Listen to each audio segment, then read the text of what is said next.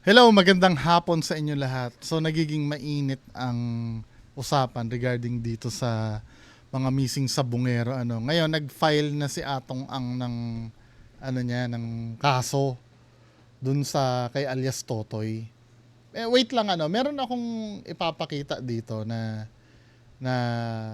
post kasi pinupunan nila yung mga suot daw ni alias Totoy.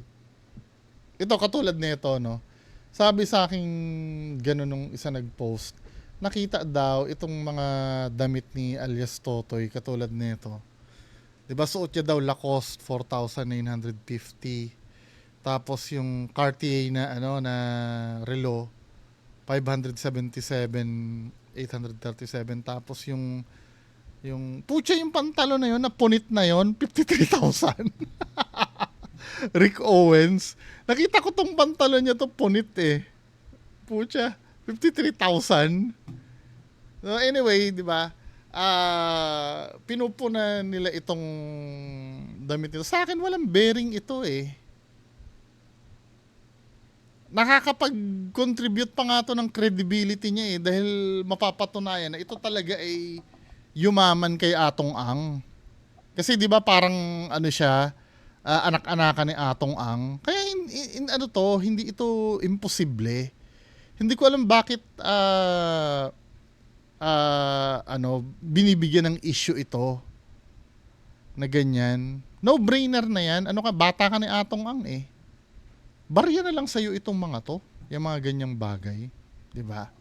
Anyway, so patuloy tayo dun sa issue na yan. Ito yung mga missing sa Bungeros.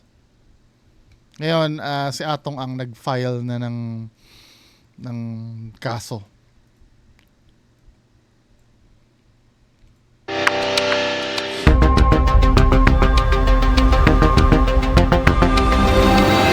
Magandang gabi po, Luzon, Visayas at Mindanao.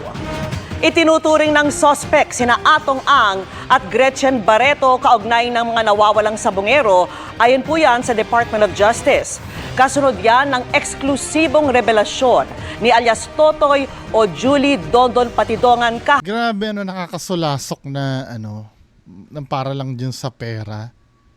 Parang disposable ang buhay ng tao kahapon. Kaya inihahanda na ng DOJ ang pagsasampa ng reklamo laban sa kanila. May listahan na rin ng NAPOLCOM ng mga pulis na idinawit ni Patidongan sa... Ito yung bidang-bida si Emil Sumangil. Matapos idawit sa kaso ng mga nawawalang sabungero, sinabi ni Justice Secretary Crispin Remulla na isasama na bilang suspects ang negosyanteng si Atong Ang at ang dating aktres na si Gretchen Barreto. Mapapasama sila. Kasi nga, pinangalanan sila, then we will have to include them as suspects. Nang tanungin kung kailan masasampahan ng kaso ang dalawa, sabi ni Remulla, Sooner than later. It will happen. Tinitingnan nagne-negotiate pa.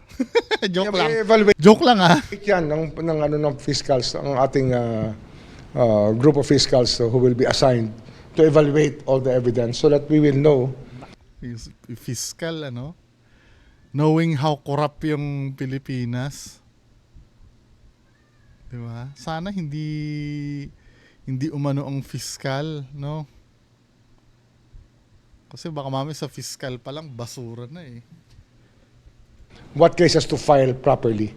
mula nang pumasok bilang kalihim ng Department of Justice, itinuring ni Remulla na malaking Just hamon. imagine kailangan, totoo yung malaking hamon na yun. From sa DOJ, tapos sa fiscal na magsasala, yung pressure niyan, di ba? Kasi inuulit ko, yung kalaban nila na yan, hindi yan pader. Bundok yan. Bundok yan. Yung pader na yan, pag binangga mo yan, may chance pa na mag-crack yan eh. Pero ang bundok, kung babanggain mo, wala yan. Ang kaso ng mga missing sabungero, lalo't sangkot umano ang mga makapangyarihang tao dito. Anli ang pera no? Just imagine, 'di ba, may listahan ng mga mayayaman. Naunguna diyan, 'di ba, si Henry C. siguro. Henry C. pa rin ba yung number 1? Sila Ramon Ang. Tandaan nyo, yung mga yaman ng mga yan yung mga deklarado lang na legal. ito si Atong Ang, hindi natin alam. 'Di ba? Kung gaano kalalim ang bulsa niyan. Mabigat lang talaga itong laban dito kasi nga sobrang daming pera at sobrang daming koneksyon. At sinasabi ko nga, we are here holding the faith. Kasi ang tingin namin talaga rito, isa lang naman nakakampi namin dito, taong bayan.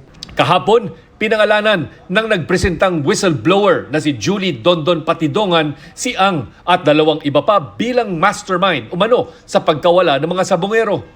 Isa si Patidongan sa mga kinasuhan sa kaso kaugnay ng 34 na sabongerong naglaho na para Nawa nilang laruan yung mga action figure lang na ito kalat to, alisin mo na. Ganun lang ang tingin nila sa buhay ng tao no.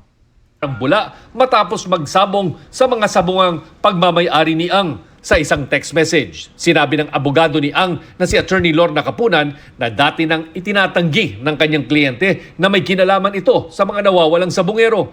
Ayon pa kay Kapunan, hindi rin daw isang kriminal o mastermind si Ang. Handa raw itong humarap sa investigasyon para malaman ang mga tunay na salarin at mabigyan ng closure ang mga pamilya ng biktima. Idinawit din ni Patidongan sa kaso si Barreto. Nang hinga ng reaksyon, sinabi ni Barreto sa GMA Integrated News na makikipag-ugnayan siya kapag handa na siya at ang kanyang kampo. Paglalahad naman ng National Police Commission o NAPOLCOM na matapos mag-imbestiga, meron na raw silang listahan ng mga pulis na idinadawit ni Patidongan. Ipapatawag daw sila para humarap sa administrative investigation. Hindi kami bulag. Alam namin kung saan patungo ang investigasyon. Targeted ang aming investigation. Kakayanin kaya nila yun, no? Tapos matataas pang katungkulan. Ayon doon sa interview, wala naman general. Si Cheryl Cosima nag-interview, mamaya natin, Wala namang general. Ang pinakamataas na narinig ko doon ay Colonel. Sinabi niyo targeted, may mga pangalan na kayo? I will not lie to you. We know the names. However, I cannot disclose it to you as of now. Para sa GMA Integrated News, Chino Gaston nakatutok, 24 oras. Itinanggi ni Atong Ang mga pahayag ni Dondon Patidongan na siya ang nasa Malamang, di ba? Alam ka naman aminin niya yan. Sino ba naman mag-aamin yan? likod ng hindi raw bababa sa 100 missing sabungeros. Hindi rin daw niya sinubukang suhulan si Patidongan ng 300 million pesos. Si Patidongan daw ang nangikil umano sa kanya. Kasabay niyan, Sarap, no? 300 million. nagain din ang kampo ni Ang ng 5 reklamo laban kay Patidongan. Yan naman ang tinutukan ni John Consulta. Sa Mandaluyong Prosecutor's Office, piniling maghain ng reklamo ni Charlie Atong Ang laban kay alias Totoy na si Julie Dondon Patidongan at isang Alan Bantires o Mr. Brown. Pinanumpaan niya at ng 3 testigo niya ang kanyang sworn affidavit laban kay Patidongan na nagsangkot sa kanya sa kaso ng mga nawawalang sabongero. Very confident because it's all about the truth. We filed 5 cases. Ano pong cases yun, ma'am? Robbery, grave threats, grave coercion, slander. Nag-ano naman siya na slander. Parang libel to, di ba? Elements ng libel is slander and incriminating innocent people. Grave threats, grave coercion, slander, and incriminating innocent people. Wala kami kinalaman lahat dyan. Kapareho, uulitin ko nga, sinasabi ko, lahat ng grupo namin, mga desenteng tao yan. Ang hilig lang namin, sabong lang. Tingnan nyo, pagkatao niya, pagkatao namin lahat, wala naman kami history na pumapatay ng tao. No comment. May issue na ba ito dati? Comment nga kayo sa baba. May issue na ba si Atong Ang na Alam ko parang kay Chabit yata tinangka nila. Tama?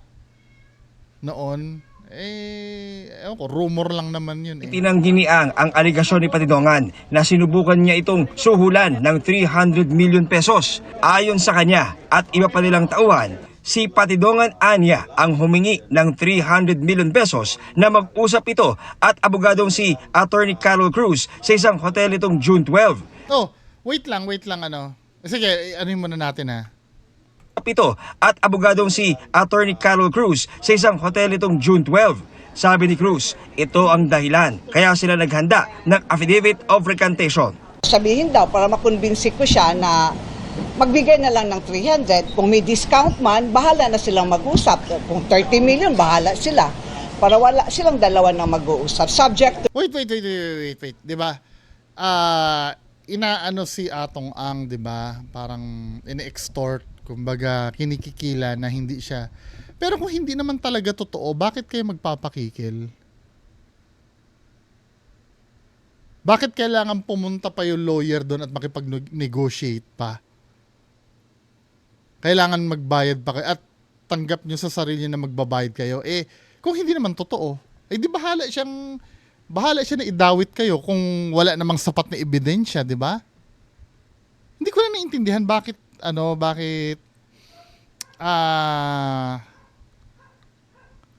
kailangan makipagkita kayo doon. Parang ang nangyayari, concern kayo sa gagawin ni alias Totoy. Na supposed to be, let's say halimbawa, tayong dalawa na nandyan, kikikilan kita. Kung hindi mo ko bibigyan ng let's say 50 pesos, isisiwalat ko lahat ng kalokohan mo. Diba? Isi-threaten kita. Now, parang ang awkward naman nun, or sasabihin mong inosente ka, tapos ikaw pa mismo ang lalapit sa akin para makipag-negotiate. At, di ba, parang hindi ko nakikita yung logic behind nun. Na supposed to be, kung talagang hindi naman totoo yung sasabihin ng mag-e-extort sa'yo, dapat hindi ka rattled Well, ako, siguro, superficial lang ang alam ko, no? Pero kung maididepensa niyo yung galawan ni Atong Ang na ganun, na malay mo, normal lang naman yung ganun, di ba?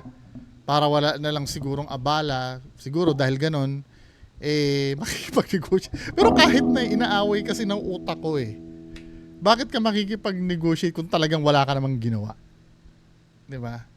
Kasi inamin din ng lawyer niya na pinuntahan niya rin talaga sa hotel Magbigay na lang ng 300. Recantation.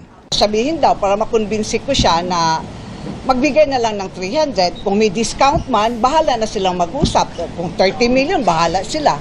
Para wala silang dalawa na mag-uusap. Subject to... Ako Atong Ang, kahit 10 million lang. Suportahan kita. Mablog kita na inosente si Atong Ang. 10 million lang. Barya lang naman sa inyo yun for mutual terms. Magiging vlogger ako ni Atong Ang. Kinabukasan, mga pro Atong Ang na yung sasabihin ko. Oy, joke lang As if naman na nababayaran ako niyan. Kasi na-mention nga daw niya yung 300, bayaran na lang daw si Dondon para makaalis na sa paalis, makalayo, kung ano man yung statements niya sa magtago na kasama ang pamilya. I was requested Bakla ba to si attorney? Or babae? by Mr. Brown to draft the affidavit of recantation, which I did. And So aminado siya na nag-draft siya nung yung recantation, yung pambawi do sa nadala ko sa kanya on June 21. Ayon kay Ang, nang hingi ito kahit nagbigay na siya ng 12 million pesos na campaign fund para sa mayoral race ni Patidongan nung eleksyon. Ang punot dulo talaga nito, pera Hinihingan ako ng 300 million para ibigay daw, para wag daw ko idamay doon sa kaso nila. Kasi sila ang may kaso, hindi naman ako No, kung ganoon, bakit makikipag-negotiate ka? Sinabi sa akin ni Brown, para maayos daw yan, bigyan ko ng 300 million. Kaya namura ko, doon nagsimula. As early as February, bago siya mag-file, bago siya gumawa ng affidavit, may mga may telephone call kami dito Actually, mapapatunayan ko sa inyo yan in the future. Hindi lang anya siya ang hiniyan ng matalo si Patidongan nitong eleksyon.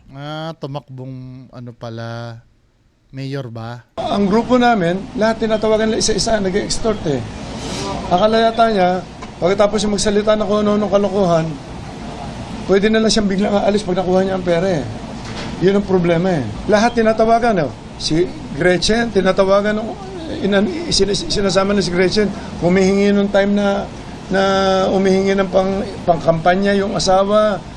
Tapos tinawagan din ni Brown, kinausap din ni Dondon, tapos humihingi ng papanganak. Aligasyon ngayon ni Atong Ang, May plano ang grupo ni Panganganak, parang ang yaman naman nung para manghingi ng pangpaanak. Patidongan na kanyang nadiskubre. Kasi nasa paligid ko mga tao niya eh. Noong time na nagtitiwala ako sa kanya. Kapatid.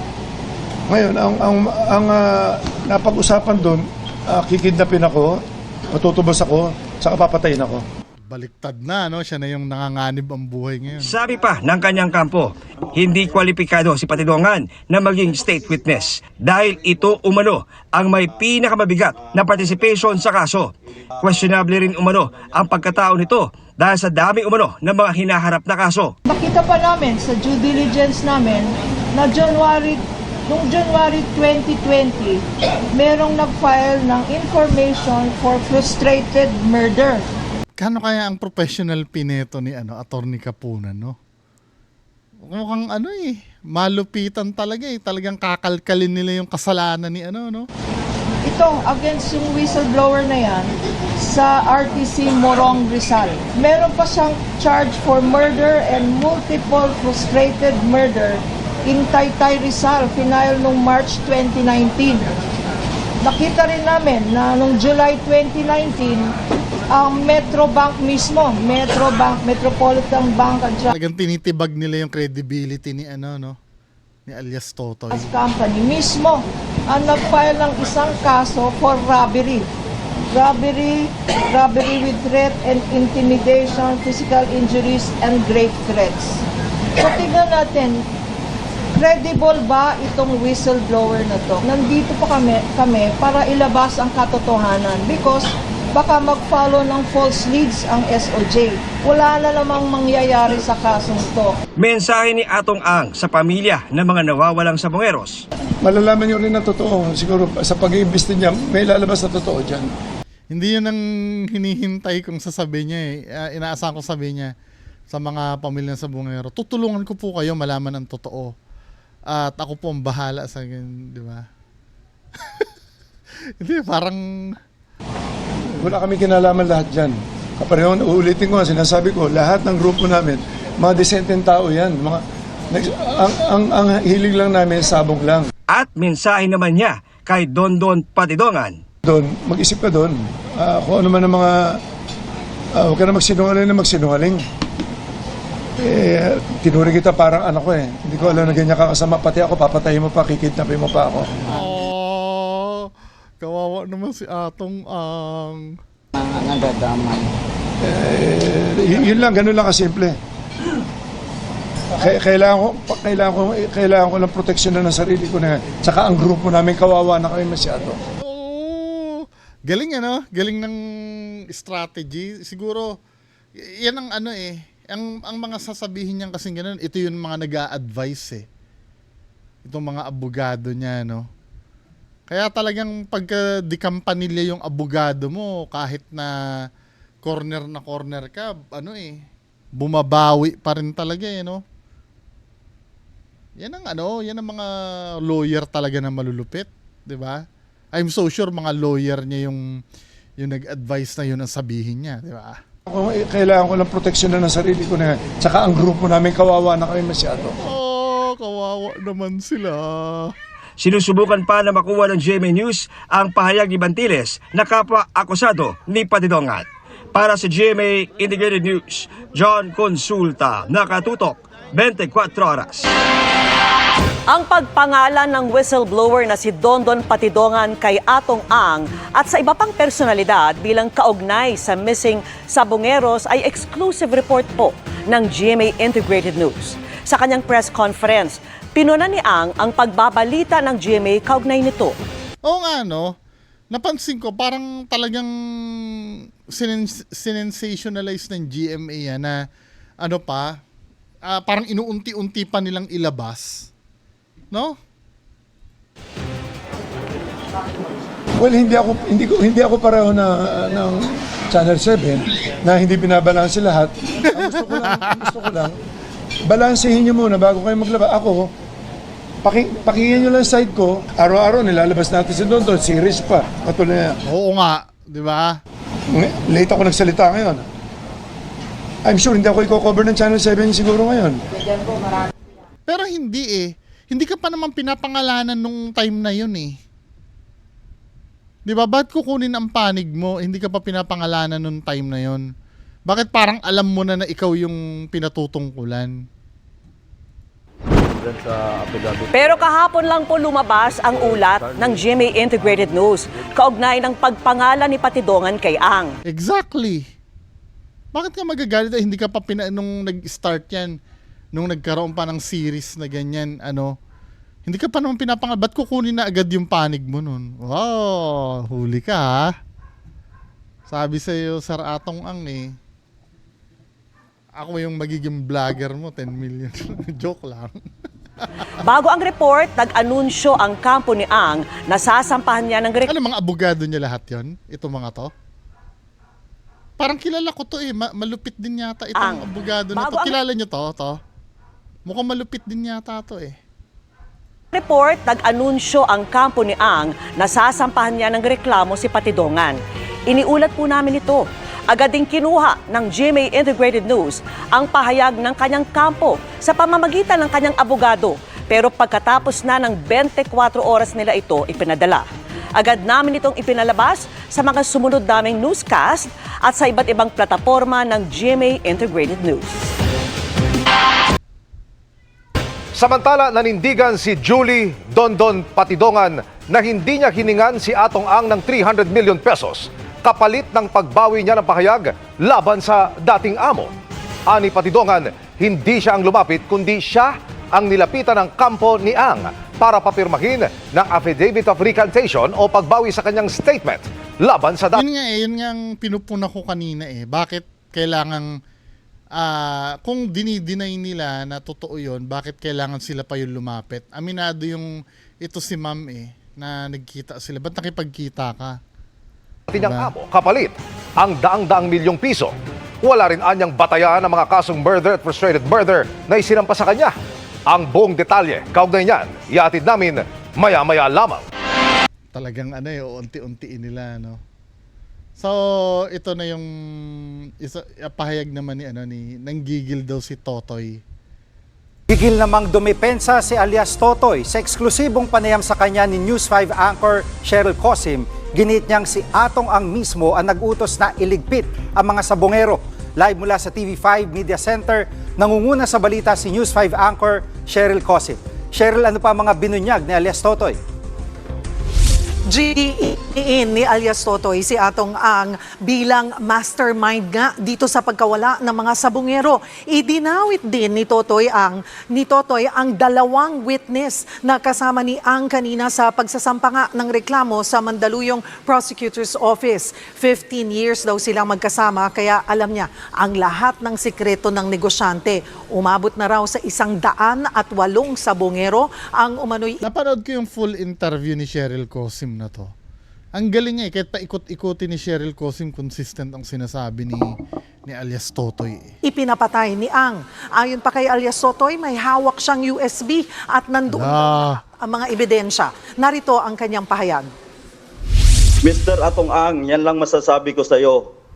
Huwag ka magtago sa katotohanan. Ikaw mismo nag-utos sa akin at ikaw mismo ang nagsabi dyan sa grupo ng mga pulis na iligpit na yan. Huwag ka magtago sa palda ng nanay mo, Mr. Atong Ang. At Cheryl, ano ang reaksyon ni alias Totoy sa patong-patong na reklamo laban sa kanya?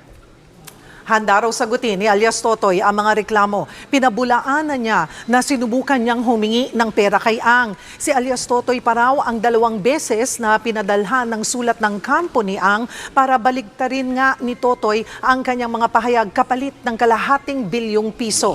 Narito ang kanyang pahayag.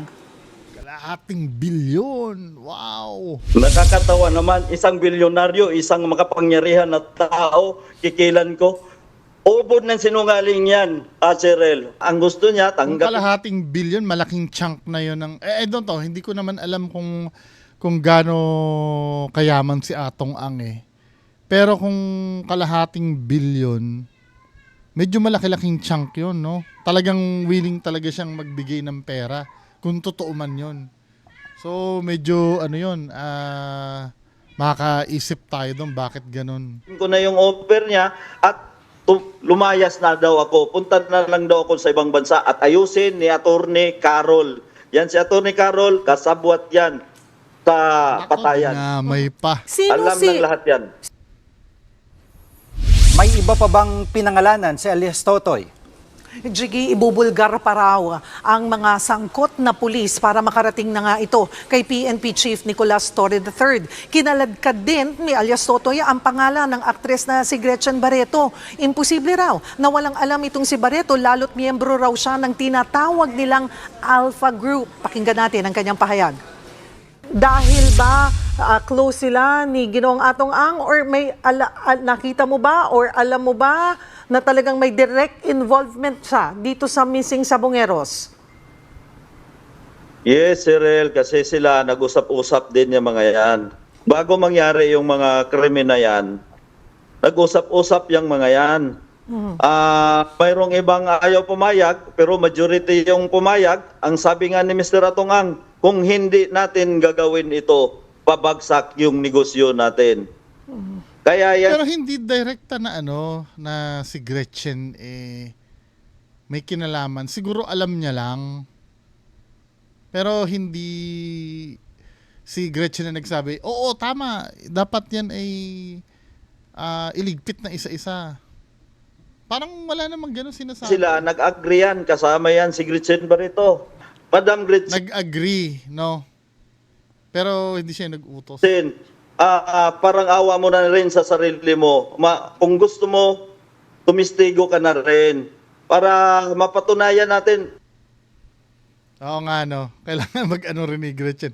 Feeling ko, pagka talagang nagkakalaglagan na, yung hindi na alam ang gagawin, babaliktad yan si Gretchen eh. Or wag naman sana, baka mamaya may masamang mangyari na kay Gretchen yan. Wag naman po sana, diba? At bilang panguli, anong mensahe ni alias Totoy kay Ang? Jiggy, itinuring daw na ama ni alias Totoy si Atong Ang. Sinubukan pa raw ayusin ni Ang ang kanilang gusot, pero ayon kay Totoy, may umaligid na raw na drone sa kanyang bahay at may patong na raw na 50 million pesos, kaya siya lumantad. Narito ang kanyang pahayag. Tinuring ko siyang tatay, umiiyak nga ako sa harap niya pag may mga problema ako. Pero ang hindi ko matanggap, Cyril, yung patayin niya buong pamilya ko.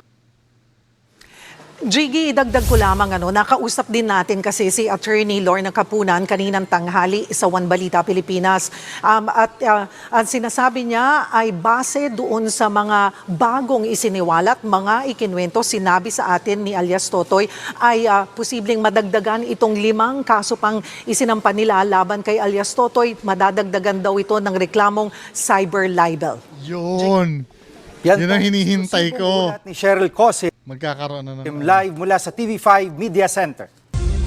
So parang parang teleserye ito eh. Ano kaya mga susunod na mangyayari? So comment lang kayo sa baba, no? So far, yan lang munang update dito sa kaso na to. Magandang hapon sa inyo lahat. Bye-bye.